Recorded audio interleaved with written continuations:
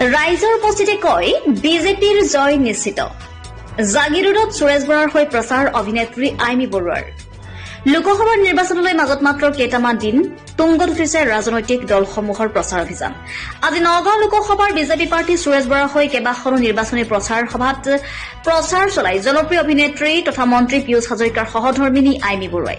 প্ৰতিখন নিৰ্বাচনী সভাত উপস্থিত থাকি আইমী বৰুৱাইও ৰাইজক উদ্দেশ্যি কয়, জাগিৰোড সমষ্টিৰ প্ৰতিগৰাকী জনগণ আমাৰ পৰিয়ালৰ সদস্য। সুখে দুখে এওঁলোকৰ ওচৰত থাকিবলৈ আমি যত্ন কৰো।